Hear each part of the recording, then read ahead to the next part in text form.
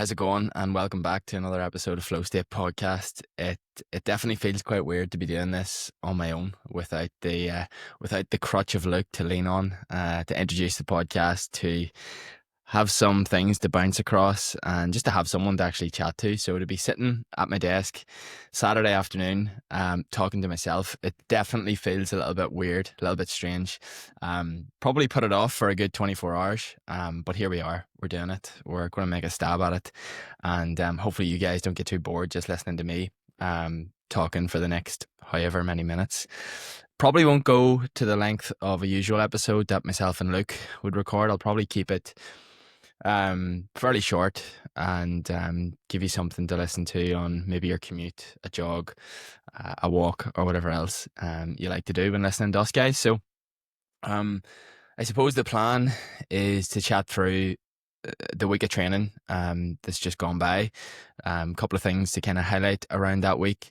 I also have a few listener questions here from a couple of weeks ago that we never got round to answering. So depending on how long we chat for here, will depend on how many of those questions that I sort of look at answering. But I'll keep them up at the side, and yeah, hopefully I can get to them in due course. So yeah, I just want to kick it off with the training week that's just gone by. We spoke last Friday, post coffee shop social run. We spoke, and I headed out for a run just after that, 10 miles last Friday.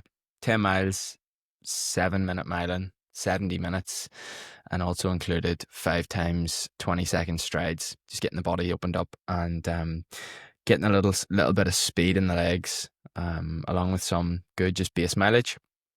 Saturday morning, I headed out for a jog last Saturday morning. The plan was about an hour. I actually just canned that at 45 minutes. I was feeling pretty tired, pretty fatigued. Just kind of know my own body and know that when the cost of the run outweighs the benefit, and I just wasn't moving very well. Low energy, felt pretty crap. Knew I had a pretty big long run planned for the Sunday morning, so I took that run as a bit of a rain check, and just called it at 45 minutes, around 8-minute miling. And I think it's important just to kind of know your body and know that, yes, having a plan and having a structured training plan is important. I think we talked about it a couple of weeks ago, just having that self-awareness around training and understanding that you can back off when you feel like you need to. And having the confidence to do that as well. It does take a while to develop it, but it's a really important, I think, tool to have as a distance runner is, just that autonomy, that regardless of, the training plan or the training that's set out for you, you're in control, and you should make those decisions when things just aren't feeling good. So I know that I'm the type of person that generally I need held back as opposed to push forward. So I know that in my head, if I want to stop running, that's a sign that, I need to, because my body's fatigued or there's additional stress in the system. And I just need to rest more. And it comes back to having that self-awareness, what makes you tick as a person, and kind of who you are. So that's important. And I find most runners are that type of person. Most of us don't need to be pushed out the door. If anything, we need to be held back. So it's always good to kind of have that in mind when you're making decisions on the fly about your training. Sunday morning then, met up with the group. Big group of us met up at in Belfast for a long run. The plan was about 21 miles, where we would do 10 miles easy to begin, and then about a 10-mile progression. And that went really well. Myself and Paddy ran together for for all of the progression run, and then we were just in a big group at the start for the first 10 miles. So it was 10 miles of jogging, sort of around 7:30 per mile pace, and then we got moving from 10 miles. We sort of started at from 11 miles, started around 6:10 per mile pace and got down to the end to about 5:26, 5:25 per mile for the last mile. So that was pretty good. I was definitely working by the end of that. and was glad to get that one in the bank and feel pretty strong considering how I felt the Saturday. So yeah, definitely confirmation that I'd made the right choice Saturday morning, just to shorten the run a little bit and like I say, recover that bit more. Sunday run was well fueled. I made sure to fuel up lots of carbs on Saturday night. Sunday morning, got up. What did I have? Got a bagel into me. Bagel with no, I didn't even have. I had no bananas left, so bagel with honey was the call. Plus a Morton drink for some more carbs, and then that session itself was fueled with a caffeine gel, a 25-gram caffeine gel, a 25-gram regular gel, and a 40-gram gel. So about 90 grams of carbs throughout the session. And again, as marathon training progresses towards Dublin Marathon in October, I'll be practicing getting in as much carbohydrate as possible on the run. So that's 90 grams in 2 hours, 22 minutes, which isn't much. It's about, I suppose it averages about 38 to 40 grams per hour. I'd like to kind of increase that to closer to 70 grams per hour, 80 grams per hour again, just like I did for London Marathon. And I'm just playing around with a couple of different gels. I used the SIS Beta Fuel for London, and I'm actually thinking about going back to Morton gels for at least half or more of the gels that I consumed during a marathon. I did find towards the end of London, despite having different flavors throughout the race, I just found that the sweetness of them just got a little bit too much. And I know the Morton is less sweet, different texture. It might be nice to kind of mix the gels that I actually consumed during the race. So that's something that I might look to do over the coming weeks. But pretty happy with how well fueled that run was, considering like I was really well fueled up before the race. Like I say, bit of a carb load or mini carb load Saturday night, followed by quite a significant amount of calories for breakfast. Like, as I say, I took the bagel with the honey, but the Morton drink also contains about 320 calories, I think. So, within the drink mix itself. So yeah, well fueled, and I felt the benefits of that. You know, you have that. I just always find that when you're well fueled like that, you have that power in the legs towards the end of the session when you want to pick it up and you want to sort of run those faster paces. It's well within the legs, and you don't feel completely flat. You're not totally depleting the body of glycogen. And I also find that recovery is much, much quicker. And I'll come on to that because Monday morning I felt great. I was surprised at how good I felt Monday. And yeah, overall really happy with how that run went. So into the start of this week then, Monday morning, got out for actually a longer run than planned. Got out for 12 miles, and I've just written here in my training log that I felt surprisingly good, and I just noted that I was really well fueled yesterday, lots of good food, and had a pretty relaxed Sunday after the long run, which I guess facilitated more good recovery. So I actually banked 12 mile at 650 pace, 650 per mile. I just kept a close eye on the heart rate just to make sure that I wasn't sort of drifting above what I would coin aerobic threshold, or drifting into that threshold zone, keeping it well below that. And like I say, I was really surprised at how good I felt. I also got out for 4 miles on Monday evening.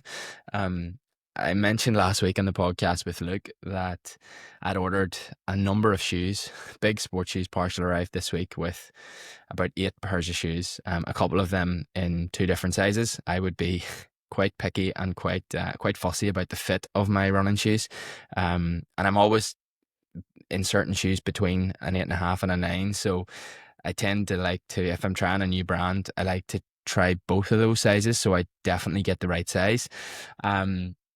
But out of the Asics Gel Nimbus, the Asics Nova Blast, the Brooks Glycerin, the Nike Structure, my favorite, and I also tried on the Saucony Triumph, the new Saucony Triumph.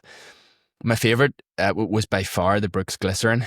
Maybe a sign that I'm getting a bit older and going to brands like Brooks, that would be typically associated with more support, just a high quality shoe, to be totally honest. You know, they're not necessarily the best thing to look at, but for me, they felt amazing underfoot, and they've just felt really secure, really stable, not super soft like a lot of the new trainers, and just exactly what I was after for just a daily runner.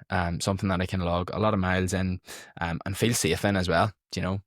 So the Brooks Glycerin was the choice, and I got out that Monday evening for the 4 miles at about six. I think I ran 6:48 per mile. I've got written down here, just under 30 minutes, and yeah, that was in the new Brooks Glycerin straight out of the box. Felt great, and have logged quite a few miles in it since, and I'm really enjoying it. So, um, pretty happy with the choice that I made, and yeah, we'll keep running in that. Tuesday morning, then got out with my mate Barry for an easy jog plus strides. So this week, just should note, normally I do a session on a Tuesday or a Wednesday, but this week I really want to prioritize, or I have really wanted to prioritize building some base mileage again. So getting the volume back up to those higher volumes that I like to run when I'm training for the marathon.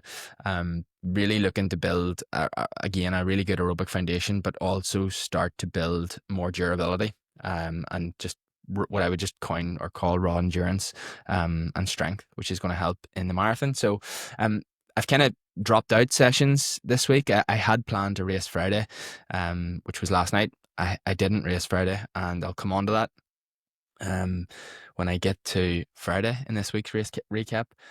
But yeah, the priority was volume, race Friday, and everything else just easy, in and around that. But so easy plus strides Tuesday morning, Tuesday evening. So sorry, that was Tuesday morning, 10 miles plus 5 times 20-second strides. Tuesday evening, 5 miles at 7:10 per mile pace. And then Tuesday evening, coaching with the club. We had a group of runners there that we did a bit of a session with, to get them ready. A lot of our St. Peter's Club athletes were targeting the Road Runners 5K 10K race on Friday evening, so we did a bit of a taper session to get those guys ready for that race. The session on the night was 2 by 3 minutes, at sort of steady effort, moving towards threshold, and then good long generous recoveries. And then we did 8 times 75 seconds at about 10k effort with 90 seconds recovery between each of those. So session was pretty short in comparison to what we've been doing, with a big threshold focus over the last number of weeks, some hills as well. So that was Tuesday evening. I didn't do the session, I just coached the session, but got some good mileage in on Tuesday. Wednesday was much the same as Tuesday in the morning, 10 miles, 7:45 per mile pace. Was clearly not feeling just as poppy as I was earlier in the week, so just slowed down a bit. And again, easy runs, like I would rarely run under 7-minute mile in pace for those easy runs, but felt really good Monday, Tuesday. Then Wednesday it slowed down a fair bit, and Wednesday night we had McKeever social run, so that was Wednesday. And then Thursday, with Friday's race, which wasn't supposed to be a big target race, or sort of like a real goal race. It's just a stepping stone on the way to the marathon. I kind of wanted to put a bit of fatigue into the legs, and hopefully race Friday evening just within quite a high volume week. So on Thursday I did 14 miles, medium long run, 7:10 per mile in the Brooks Glycerin, just with the goal of just putting some time in the body, and introducing a little bit more fatigue before racing Friday night. That was Thursday. And then Friday we had our Sela social run with Sela coffee shop. We had our second social run, brilliant turnout, nice 5k round the park with coffee afterwards. And just when I woke on sort of Friday morning, I started to feel just a bit under the weather. I could feel my throat, energy wasn't great, sort of cold-like symptoms. So I thought to myself, I'm going to jog home from the social run and sort of see how my body's feeling, have a quick look at my heart rate, but more importantly, just think about how I'm feeling and think about if I feel ready to race. But the run didn't give me too much information. It wasn't probably long enough. I kind of wanted to race anyway, so I didn't want to sort of absolutely wreck myself. But I didn't feel absolutely brilliant. Definitely felt a bit lackluster and a bit under the weather. And as the day progressed, it just got a little bit worse. I was feeling really tired, really flat, and just like I was carrying a bit of a head cold. You can probably hear it in my voice at the minute. There's definitely something. So I decided quite late on Friday afternoon, just that I wouldn't race Friday night. Just I felt like the intensity of a race would just put me back and would just prolong the little bit of sickness or the little bit of whatever is in my body. And it would just be that race intensity would just, it would be digging myself into a bit of a hole. So yeah, made the tough decision not to race, but to go down anyway and do a bit of a pacing job and just run a relatively easy effort and hopefully help some people around to maybe a new personal best. So jumped in with 40-minute pacer, warmed up with the guys and jumped in with the 40-minute pacer and ran around at sort of 40-minute pace. Unfortunately, there was a bit of an issue with the race. Course was short due to someone moving a barrier. So yeah, those personal bests are going to have to wait for another evening. But these things happen, and unfortunately, it it couldn't really be yeah, couldn't be helped. So it's just unfortunate because yeah, I think a lot of people were on to run well, but like I say, these things happen. But should give a shout out just on that note. Should give a shout out to a lot of the people that run with our local club here, St. Peter's. We've been kind of targeting that race for the last 10 to 12 weeks with our training, and we had some big personal bests in the 5K, and quite a few people as well were on for big personal bests in the 10K, but it's confidence now, and those athletes know that there is personal bests coming down the track when they toe the line again. So that was Friday night. And then just this morning, Saturday, got up for just 58 minutes, 8:30. 8.2 miles, just an easy, close to an easy hour, and I did some strides.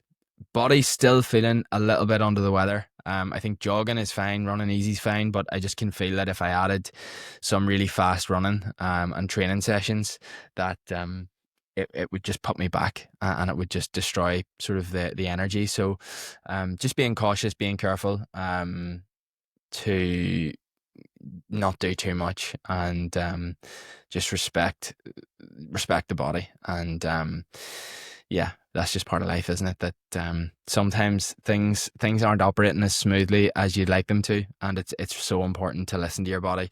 And I suppose in a way there would have been a time when I probably just would have continued. I would have just got the race shoes on and hoped that caffeine and adrenaline would carry me through. But yeah, I've definitely learned a lot of lessons over the last few years, and for the sake of, you know, one race or one result, it's just never worth it. So yeah, I guess proud of myself is probably the wrong word, but I'm pleased that I suppose had the maturity to just say no. I'm not fit enough or I'm not well enough to race, and instead just sort of ran easier and sort of ran at an intensity that I knew my body can handle right now and that will recover from really quickly. So that's, I guess, the week of training to date since we last spoke with Luke last Friday. Like I said, we are, I want to say 11 weeks out, maybe 12 weeks out from Dublin Marathon. I think 11 will be 11 weeks out tomorrow.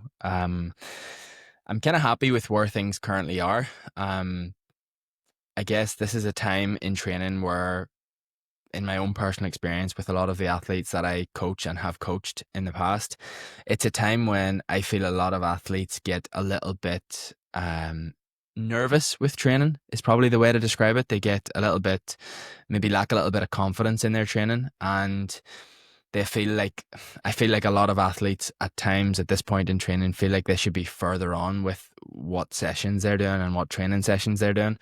And I think it comes from a place of Well, where it comes from, I'm not too sure, but I think what's key, or the key message here, is that it's so important in the marathon not to peak too early. Training should progress as the training block gets closer to the marathon. And yes, running big miles and running big sessions and big long runs is important. It really does depend on your level of experience and what you've done so far as well, in terms of what you do now. And I think a lot of people maybe perhaps look at what others are doing and believe that they should be doing that, and I think that's a key mistake that lots of people make. And like I say, you don't want to peak too soon, and you don't want to run your marathon in training. It's so important that you don't do anything right now that's going to jeopardize the next week of training and the following week of training and the week of training after that. But you progress to the key sessions that will come down the track. So yeah, be patient. Get, I guess, do the work and tick the boxes, but don't go beyond that. And what you'll find is your training will progress. If training is structured well, your training will progress as you get closer to the marathon. As you get closer to the taper phase of training, training will become more specific. So peaking too soon is definitely a mistake that I see lots of athletes make. Or another way to kind of think about it is running your race in training, running your, what I would coin, your big effort, or your burning all the matches in a single session. And I've seen a lot of athletes do it in that sort of 3, 4, 5 week, 6 week out from the marathon, where they go on this smash, a big session or a big long run, and they almost leave their marathon in training. So be patient if you are running a marathon in October, September, October, November, through the autumn marathon season.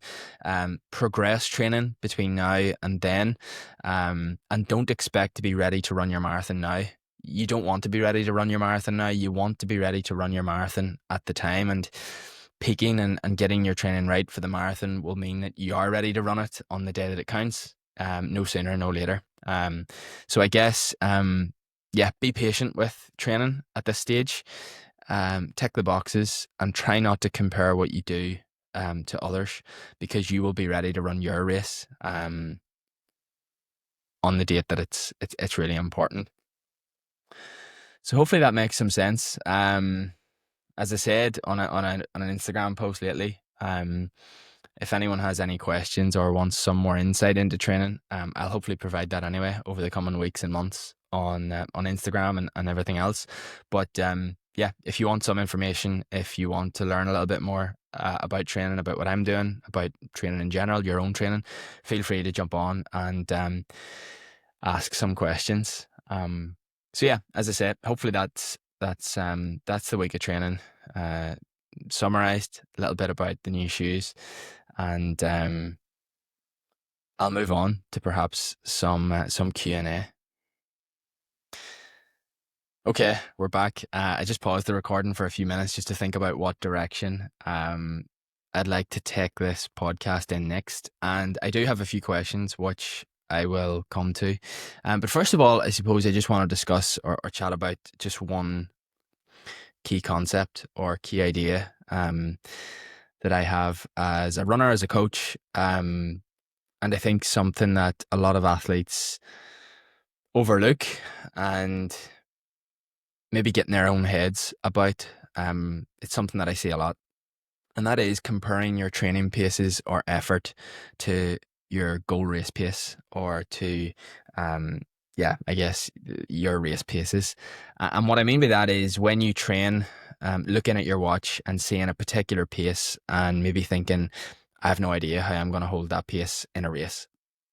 And I suppose a couple of key concepts that I want to think or talk about around that is the concept of supercompensation and what that means, the concept of fatigue and why that's important, and why that's very much part of training, and I suppose why it's important not to get sucked into looking at your pace in training and thinking about how that effort is perceived and comparing that to your racing.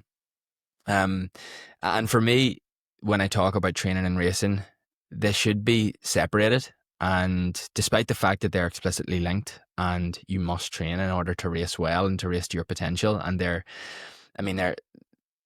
I feel like they should be treated as sort of separate things. Like I said, despite the fact that they're explicitly linked, and it's your training that will have the biggest impact on your racing.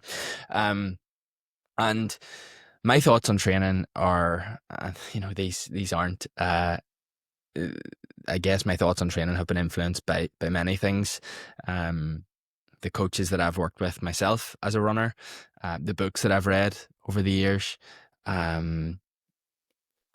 and yeah, I guess research that I read as well, and also anecdotal evidence in my own running journey and the athletes that I've coached, importantly. So I suppose that when you train and when you do a session, what you're trying to elicit is a stimulus. You're trying to place a stress on your body that it can recover from and adapt to, and that physiological stress is influenced by many things.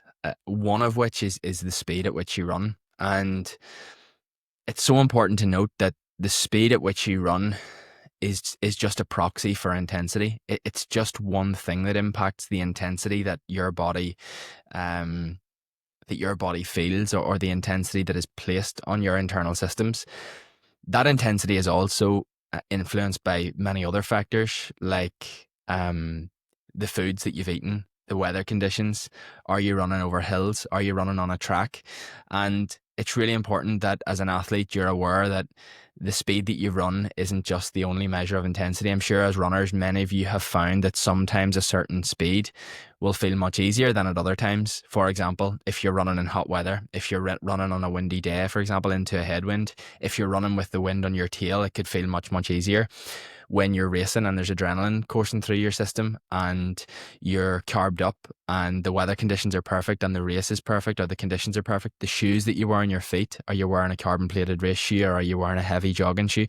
So what I'm trying to say is there are many things that influence the intensity rather than just the running pace. And I think it's really important as runners to learn how to tune into intensity as opposed to speed.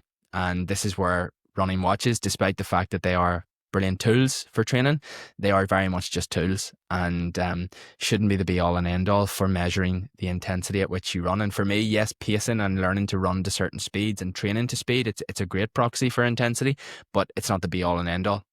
And I think as runners, just like I said, we should really learn to develop a feel for intensity and learn to train to intensity.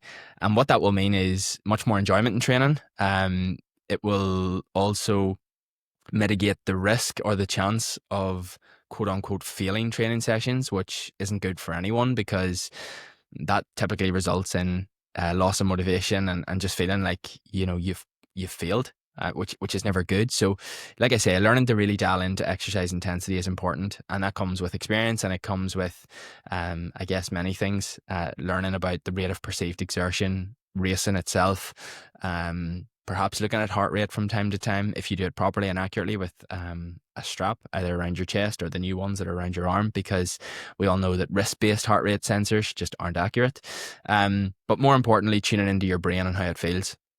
I guess just to bring it back to the point, and again, it feels really weird to be talking to myself and not to have someone else to bounce these ideas off to talk with.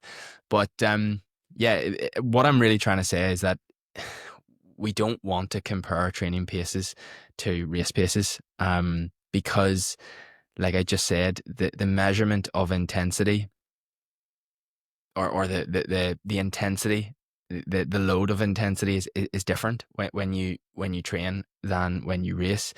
When you race, hopefully conditions are good. Hopefully you're recovered and you're fresh. Hopefully you've got some race shoes that help you go that little bit faster. Many things that are important to note. And when we train, just to go back to the training point, your goal or the purpose of most training, of course, from time to time, you might go on the track or you might go on a course similar to the one that you're going to race on and do some pace-specific training. So your body mechanically and physiologically learns to run around the pace that you want to race at. I don't really personally love that type of training for many reasons. But when we train, the purpose of the training is to, like I say, place a strain on, or stress on the body that you can recover from. It's to develop some physiological capability, whether it's your aerobic base, whether it's your ability to sort of run at a steady state, whether it's your lactate threshold, whether it's your run economy, and perhaps a number of those physiological things at once. Maybe if you're training for a marathon, your goal is to improve your general endurance or your durability, or your strength on hills, for example. So depending on the sort of physiological quality that you're trying to develop should determine the running speed, or more importantly, the intensity at which you train at. And remember, like I said, intensity is governed or determined by many factors, of which speed is only one. And there are many things that will impact that, like I just sort of mentioned. And again, I apologize if this doesn't seem like the most coherent spiel. It's not prepared. I don't have anything to read from, but I just think it's something that I wanted to touch on. It's something that I've been thinking about a lot lately, because I've got quite a few questions about it from people that I work with. Around training speed versus race speed, and lots of runners getting a little bit nervous that they're not necessarily training at their goal race speeds. I guess when you see the benefits of training physiological qualities on your racing, that develops confidence in that process. It develops the ability to trust that process, and it's validation in the process that you're following. But it does require some just trust first and foremost before you race, and we've seen some in our own groups, and my own training group, my own athletes that I work with, as well as the club athletes. We've seen some really big results from training in this manner recently. So like I said, when you train, you want to understand, if you're a self-coached athlete or you're working with a coach or whatever, you want to understand the purpose of the training. What is it that you're trying to develop in the training? What physiological qualities are you trying to develop? And you want to train in a way that develops those physiological qualities in the most effective or the most efficient way possible. And that doesn't necessarily mean training at race paces. So I feel like as athletes, part of, I guess, my own philosophy as a coach, we shouldn't train with races in our heads. As in, when you train, and when you train at certain speeds, and when you maybe look at the session in hindsight and see certain splits, it's really important to not think to yourself, well, I'm just going to take the arbitrary number of 4:30 per K. I've just ran 4:30 per K for a session that was 8 by 1K, but I want to run my 10K at 4:10 per K. That was a useless session. Well, no, that session served a purpose. It served to improve your lactate threshold, or improve your running economy, so on and so forth. And that you understand that where that session fits in the overall picture is really important. I feel like if you're the type of athlete that always does your sessions or trains to race paces, you're going to set yourself up for long-term failure, because it becomes this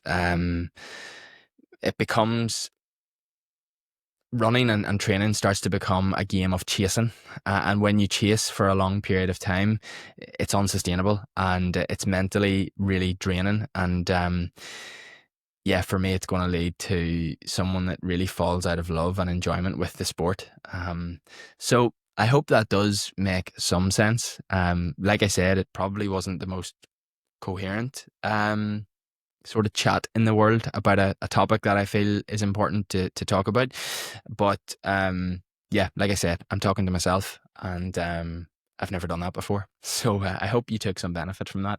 Okay, so before I finish up today's podcast, I'm going to go through just a couple of the questions that I had saved here in my notes from the last number of weeks that I've just received.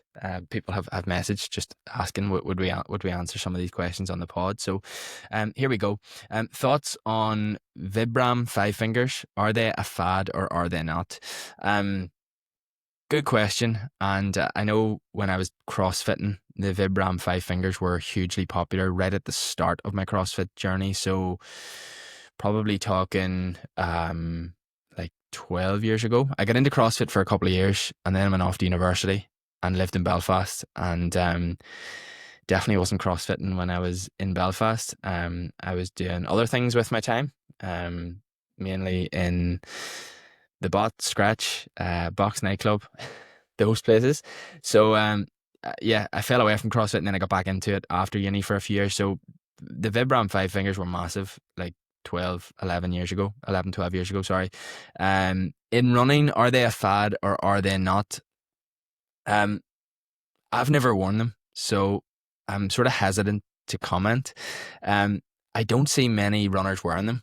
Um, to be totally honest, I don't see any elite runners wearing them. So the guys, the girls that are training the most and that are running the fastest times, touch wood, over the last 6 years that I've been running, I've never worn them and I've been relatively healthy. I don't feel like the shoes or the footwear that I've worn um, has resulted in sort of any sort of lower limb injuries. But I know there's a huge community of people that kind of swear by Vibram five fingers and the barefoot kind of shoes.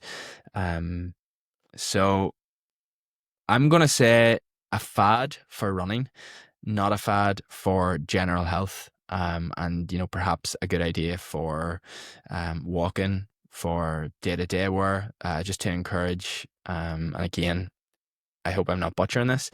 Any physios, any foot specialists, feel free to drop me a message if I've got this completely wrong. But I'm going to say running a fad and very high risk, especially for the lower limb and the feet. But if you are someone that just wants to promote good foot health and strengthen the tendons, the ligaments, the bones, and all the supporting tissue in the feet and lower limbs, probably great for walking around and perhaps like gym use. So yeah, hopefully that answers that one. Laura asked, "Do you train when on holidays?" Yes, I do. It depends. It depends if I'm in a block for a big race, and it depends on where I'm going, and it depends where I'm kind of at with training. If I was to go on holiday right now with Dublin Marathon so close, yes, I would train. I would reduce training volume for sure because I'm on holiday and I don't want to spend the whole holiday just training and recovering and eating and everything. So I would reduce it. But I do like to move my body on holidays. Moving my body and doing some training feels great.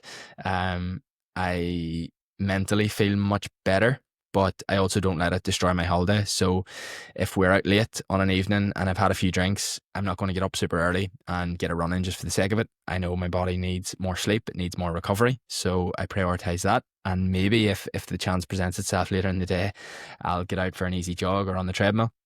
So I kind of loosely hold training whilst away. I've also been in places when we lived in Australia, we went to Indonesia for Christmas and we were away traveling for maybe 5 or 6 weeks, and I think I ran like 3-4 times during that period of time, and I was taking my running seriously at that time. But there was a few things that just didn't allow for training. Number one, it was ridiculously hot and ridiculously humid, and we were quite active during the day exploring and quite a lot on foot as well. So we were expending a lot of energy to run and to train in that sort of weather and that heat under the sort of stress that the body was already under would just have been too much. But also there wasn't really anywhere to actually run. The roads were far too busy and so on. So it would have been dangerous, and there was no gyms anywhere close to where we were staying, so treadmill wasn't an option. So it really does depend on where I am and the situation that I'm in regards to like what races I have on the horizon. We are potentially hoping to go away the week after Dublin Marathon this year. It's our first wedding anniversary, and Kira, my wife, is off for half term, so we haven't booked anywhere, but we would like to be at least celebrate our first wedding anniversary with a little trip, whether it's local here in Ireland or away, we don't know yet. But I won't train at all that week, and that's going to be the week post marathon if everything goes to plan. So the running shoes will actually be left at home, and I'll do nothing that week at all. So it will be a lovely time to be away. And then just on training itself when on holiday, like I say, I tend to go, I mentioned this last week or the week before, I tend to just do up to 1 hour of training per day. Like I say, I don't want it to take over and just take up too much time or energy on the holiday. Chris says nutrition and fueling. Perhaps it would be a good idea to get a nutritionist on the podcast. That would be a brilliant idea. I think you guys would benefit a lot from that. I get lots of questions about um, nutrition and running go hand in hand. Fueling is really important. Something that I think, again, just a thought of mine, is that typically I feel cyclists are really good at fueling and runners are really bad. And I think lots of runners are underfueling grossly. I did underfuel grossly before, and it took me a while to understand my needs as a runner. I really did always have a good grasp on what, like, uh, eating well looks like, and I have a big interest in nutrition. But it took me quite a while to understand my specific needs as a runner, especially moving from sort of a lifetime of like sport, football and Gaelic football, into gym and CrossFit, where the goal was, yes, performance, but also kind of like building muscle and building lean muscle tissue, into running, where I was really having to support my energy demands. So that was a learning curve, and I think it would be a great idea to get a nutritionist on board, and maybe myself and Luke can have that as a little bit of a to do. So thanks, Chris. Another question around training on holidays and the balance of resting and enjoying it, etc., from a good friend of mine living in Australia, Oren. Shout out to you. Yeah, just again to reiterate just what I said in the last question. I think holidays are a time that, I mean, they don't come around too often, and they're all about enjoyment. And I think it's important to do what you enjoy and what makes you feel good. Simple as that.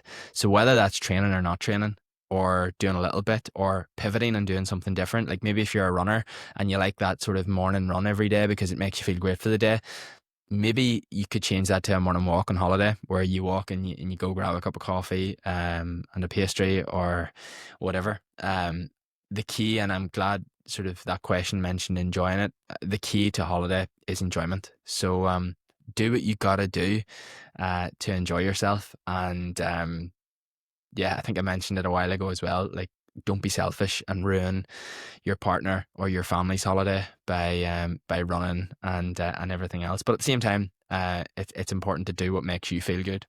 Get that balance right. McGlock asks, what level of running should you be at before considering a zone test and a lactate threshold test? I assume the zone test maybe means a VO2 max test, or a VO2 test. Simply put, I am of the opinion that a lactate test is of huge value for runners, and a VO2 max test isn't of much value. It's a lovely number to know, but it doesn't give us actionable information. It doesn't give us much actionable information to use in training, which is the most important thing. I mean, racing is a great metric to tell you how fit you are. The way I think about it is VO2 max is a measure of your potential, not how much of that potential you're able to use, which is where the thresholds are important. And thresholds are key because they give you some, like I just mentioned, action. They give you actionable information to train to. They will give you a number, a pace, a heart rate, which we use as the proxy for intensity, because lactate is kind of the gold standard in measuring exercise intensity. For me, along with rate of perceived exertion, I think the brain tells us everything that we need to know if you understand training and you understand feeling and you understand thresholds and stuff. But lactate is the gold standard as a proxy for exercise intensity. Like I said, pace and heart rate, they're very much secondary to that. But what a lactate threshold test will give you is those zones to train to, and that actionable information to actually make you fitter. Having a well-trained lactate threshold, or I'm trying to think about the best way to say this, but having a well-trained lactate threshold, or pushing your lactate threshold as close to your ceiling or to your VO2 max as possible, is the single biggest thing that will positively influence your racing performance. So that is where you should be devoting a lot of your time. Again, a lot of caveats to that, depending on your background, depending on your level, depending on what training you've done to date, and depending on your physiological profile as well, which you can infer quite a lot about without doing a zone test. And a good coach should be able to do that based on some questions that they might ask you, based on having you do some tests, for example, where you can just go out in the field and report back, and also depending on your racing performances. So, like I say, if we're looking at lactate threshold versus VO2 max testing, for me, lactate threshold testing is the one to go for. And again, it should be conducted by someone that really knows what they're doing. It should have a really solid test protocol. Measurements should be taken accurately. Sometimes sweat can cause issues. But the test protocol, taking good samples, and similarly analyzing the data well is key. So if any of those things aren't done properly, if any of those things aren't done well, and the time isn't taken to do those things well, you can just forget about it. So getting good information is important. And the last thing I just want to touch on before I talk about what level you should be at before maybe looking at a test is my brain's just gone blank. The last thing that I want to touch on is that a threshold test or any physiological test is just a snapshot in time. It doesn't necessarily paint the full picture.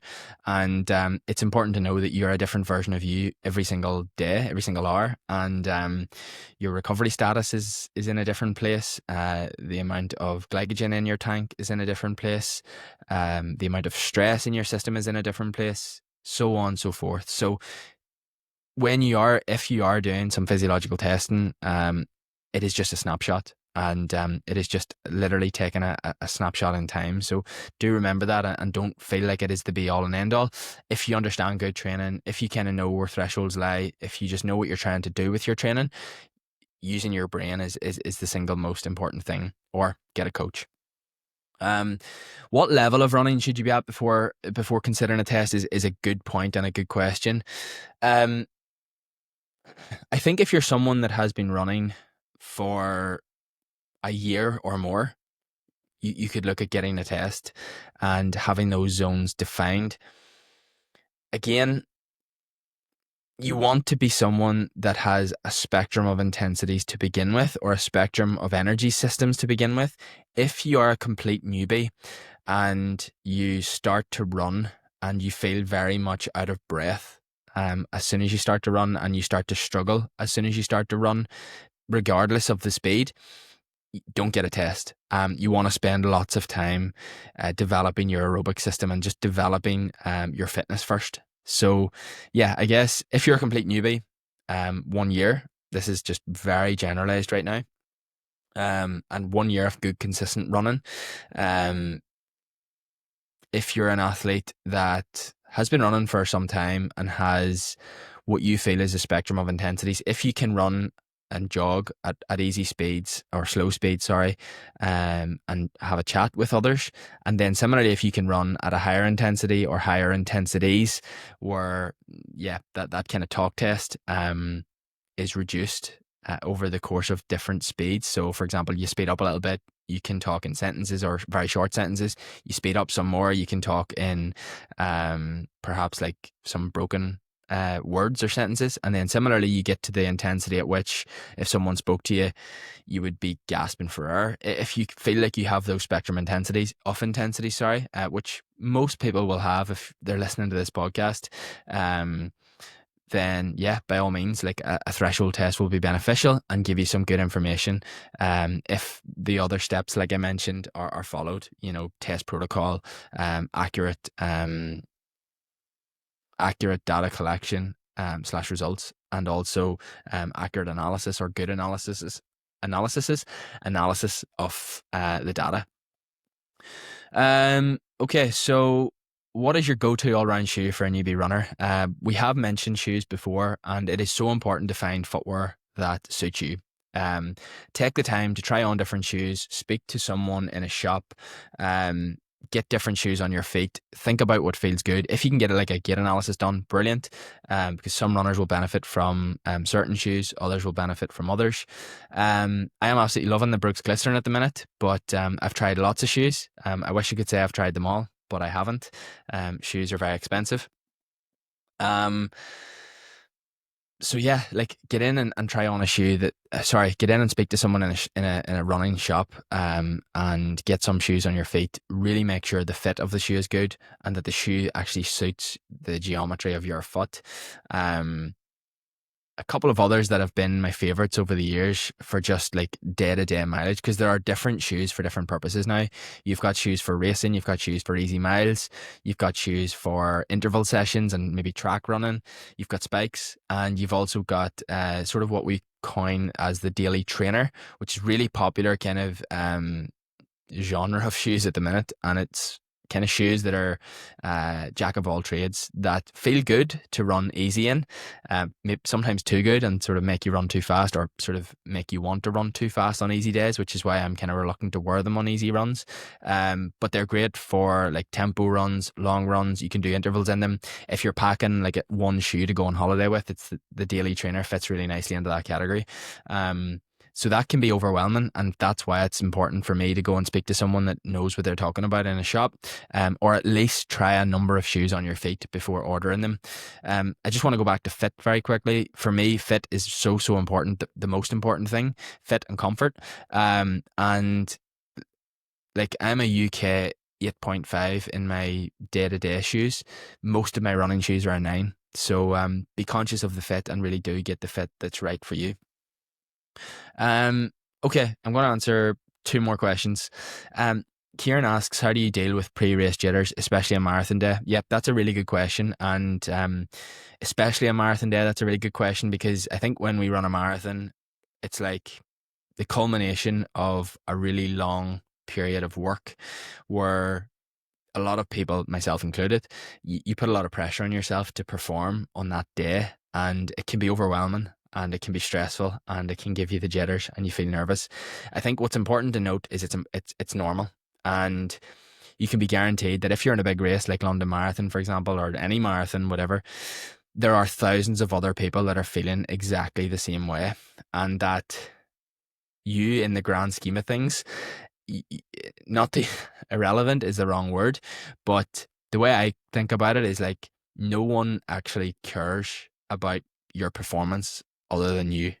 Well, of course, your family care, your friends care, um, but in the grand scheme of things, that this is the way I think about it. In the grand scheme of things, your performance doesn't actually matter, and it's not a big deal. So that's how I try to think about it. Because I know myself and I know the type of person that I am, and that's not going to result in me sandbagging it and not giving it my all. It's just a great way for me to relax and to not get too caught up and overwhelmed with that feeling of nervousness and nervous energy. And similarly, I also try to reframe my nerves as this is nerves for me tell me that I've prepared well and that I expect a performance from myself. I feel like if I'm not prepared, I won't be nervous because I don't care. So for me, the nerves are a sign that I care and that I've performed well. So I'm constantly sort of having this self-talk with myself to reframe it. And I also try to say to myself or tell myself how grateful I am to be in that position. I'm so grateful to be on the start line, like healthy. I've got to this place, and after all the months of hard work, I'm not injured. I'm healthy, and I'm ready to go. And whatever will be, and it's not going to really define my happiness or my well-being for the next year. So those things are things that I definitely do. I'm trying to think, is there anything else when I am sort of feeling nervous? The other thing that I also do is I just focus on taking the next logical step or doing the next logical thing in my kind of routine. So if you're going and you're traveling to a marathon, like I'll have a routine of things that I do, the foods that I eat, how much like sort of water I'm drinking, relaxing the day before, trying to get to bed early, laying out my kit, having my bag packed, thinking about my logistics for race day. Where am I going to get the bus, the train? Am I getting a taxi? Whatever it is, am I walking to the start line?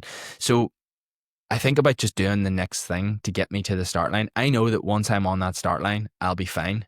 So just think to yourself, like, what is the next thing that I need to do? And just tick those boxes one by one, and bring your attention to what the next thing is that you want to do, as opposed to bringing your attention to how you're going to feel at mile 21 of the race. Because when you're at mile 21 or mile 22 of the race, it's going to take care of itself. You're in the, you're in the cauldron at that stage. And if you're a runner, and if you're the type of person that most runners are, you're going to be giving it your all. And I mean, you're sharing the work, you're kind of feeding off the energy of others, and that's a fantastic feeling as well, and something that as runners I think we thrive on. So hopefully that gives you some stuff that you can use to deal with pre-race jitters.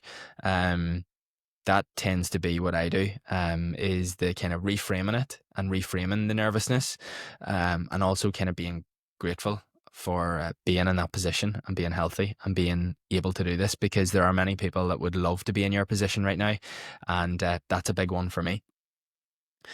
Last one then, Megan has asked, what is the biggest mistake that new runners make? I feel like I've made them all. Yeah, I talked to a lot of runners that have made mistakes and have fallen into some of the common pitfalls that I myself have made perhaps over the years, particularly at the beginning.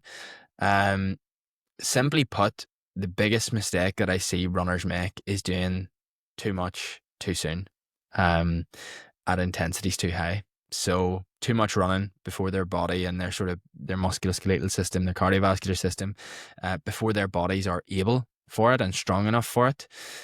Often at an intensity that is much, much, much too high. So focus should really be around aerobic development and quote unquote getting fitter, and that comes from lots and lots of sort of easy mileage and slow mileage, and developing those capabilities. Again, this is a big generalization. It really does depend on your background as a person, as a runner, what sports you've done in the past, so on.